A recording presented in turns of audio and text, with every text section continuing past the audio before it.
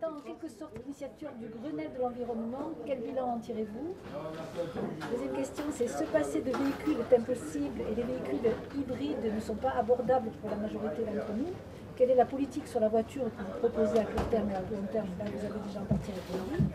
Et la pollution, les substances chimiques ingérées et plus généralement l'ensemble des problèmes environnementaux ont un impact sur notre santé. Quelles sont pour vous les priorités à donner à ce sujet? Très bien. Voilà. Sur le Grenelle de l'environnement, il y a deux lectures. Il y a ceux qui disent que ça ne servait à rien, c'est une coquille vide. Et il y a ceux qui considèrent que ça représente la révolution écologique. Bon, je pense qu'évidemment la vérité est au milieu. Ce n'est pas la panacée, mais ça n'a pas été inutile, pour plein de raisons. D'abord parce qu'il y a un processus démocratique, à mon avis, dont on pourra s'enrichir plus tard. Parce que dès lors qu'on est à l'aune de grands changements, il faudra qu'on ait des procédures justement de consultation, de démocratie participative et élaborative pour que les gens s'approprient le changement. Donc ça, c'est important. Et de ce point de vue-là, je trouve que d'avoir mis autour d'une table les partenaires sociaux, les acteurs politiques, les acteurs économiques, les acteurs associatifs, c'est une très bonne chose. Bon, voilà. Maintenant, dans le Grenelle, vous le savez comme moi, il y a 267 mesures dont on attend pour certains d'avoir les décrets d'application. Donc, il ne faut pas avoir un jugement péremptoire. Je dirais qu'au moins, on n'aura pas totalement perdu les 5 ans sur des sujets environnementaux. Il y a des choses dans le bâtiment qui ne sont pas totalement anodines. Il y a des investissements qui sont importants. Il y a des filières qui sont créées. Mais je dirais que moi, le Grenelle, c'était une remise à niveau de la France. Mais pour l'étape d'après, qui est évidemment beaucoup plus importante, puisque là, elle est s'attaquer, je dirais, aux causes de tout cela.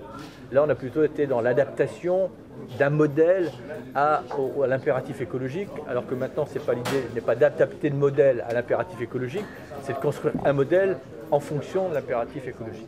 Là, je pense effectivement, notamment que la droite, évidemment, n'ira pas plus loin, que culturellement, elle ne regarde pas le monde avec notre prisme et avec les nouveaux paramètres. Voilà. Donc, le Grenelle a permis aussi dans la société d'ancrer l'enjeu écologique comme quelque chose de sérieux.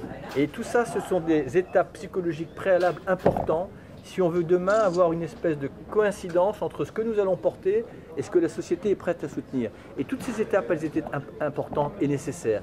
Parce que si la prise de conscience, elle n'est pas là, dans un régime démocratique, vous avez beau avoir raison, si vous êtes les seuls à le penser, malheureusement, on reste entre nous. Et toutes ces étapes, le pacte écologique, le travail qui a été fait avant par des pionniers de l'écologie, le travail des écologistes politiques, le travail des associations, ça a préparé le terrain. Et quand je vous disais tout à l'heure que le temps de l'écologie est venu, c'est parce qu'on a préparé le terrain. Le Grenelle y a participé. Voilà, ça a permis aussi que la France rattrape un peu ce retard dans les transcriptions des directives européennes. Donc, pour ça, je vous parle d'une remise à niveau. Mais maintenant, le Grenelle, ok, ça va. On verra les décrets d'application, on verra, il y aura quand même des choses qui sont assez positives. Mais moi, ce qui m'intéresse, c'est pas ça, c'est ce qu'on va proposer demain. Et demain, on va être dans du lourd, dans les propositions. Alors, sur les véhicules, je ne peux pas simplement répondre sur les véhicules individuels. Moi, j'espère qu'à l'avenir, on pourra quand même, si on en fait le choix, avoir le droit à sa petite bulle d'intimité, mais pas, encore une fois, sur les critères industriels d'aujourd'hui. Parce que là, franchement, pour moi, l'offre industrielle automobile, elle est totalement schizophrène par rapport aux contraintes réglementaires, aux contraintes de division par 4 des émissions de gaz à effet de serre et aux contraintes sociales, qui est que pour quelqu'un qui a une famille de 3 enfants, une bagnole familiale, c'est un coup dingue. Et en plus, aujourd'hui, quand les gens veulent se déplacer et éventuellement même aller pratiquer des loisirs, ils ont le choix entre une bagnole qui consomme beaucoup d'essence ou un TGV qui est à des coûts totalement exorbitants. Donc il y a un moment aussi, c'est aux politiques à ne pas mettre les gens dans des impasses. Donc il y a toute une politique de transport, là j'ai pas le temps de vous la détailler, évidemment, qui est très importante. Je pense que c'est des sujets sur lesquels j'ai pas grand chose à vous apprendre, dont je m'enrichirai aussi, mais il se trouve que dans ma formation, on y a un petit peu travaillé. Alors, sur la santé et environnement, parce que qui est un sujet pour moi central. D'abord, il se trouve, mais c'est pas pour ça qu'il faut en parler, mais c'est une vraie attente dans l'opinion. Ça ne serait pas une attente qu'on en parlerait quand même, mais il se trouve que justement, la première des sécurités, c'est la sécurité sanitaire. Bon. Et que, vous savez, comment dire les choses, dans tous les domaines, dans nos sociétés, on est dans une espèce de conformisme ou d'orthodoxie. C'est-à-dire que c'est toujours, mais on ne peut pas faire autrement. ou alors, voilà, on a toujours les mêmes indicateurs qu'avant. Et par exemple, la cause environnementale de problèmes sanitaires, qui est une évidence, je veux dire, c'est une évidence, qu'on ait du mal probablement à s'appuyer sur un certain nombre d'études épidémiologiques, d'abord parce qu'il n'y en a pas eu beaucoup, et comme le savent les professionnels de la santé, les relations de cause à effet sont parfois sur le temps. Bon, on ne s'est pas donné beaucoup de moyens pour valider cela. Mais enfin, chacun peut comprendre qu'avec tout ce qu'on balance dans la nature et que rien ne se perd, tout se transforme, à un moment ou à un autre, ça atteint évidemment l'organisme avec les phénomènes d'accumulation, et qu'il n'y a pas forcément besoin d'être un grand expert pour comprendre que s'il y a une prolifération de nouvelles pathologies, toutes les allergies, toutes les mutations génétiques auxquelles que l'on observe, la multiplication des cancers dont on est de plus en plus incapable de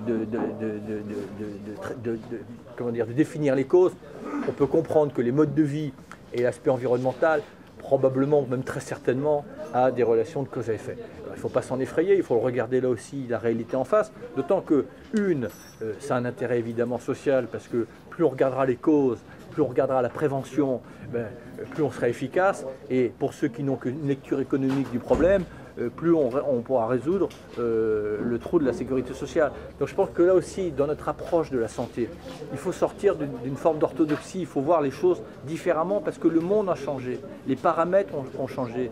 Ce que vous appelez les perturbateurs endocriniens, c'est des choses dont on ne parlait pas avant. Donc tout ça, il faut en avoir une nouvelle lecture. Il faut aussi s'ouvrir à ce qu'on appelle les médecines complémentaires, comme vous me l'avez fait remarquer, en les évaluant bien entendu, mais en les évaluant avec des autorités indépendantes.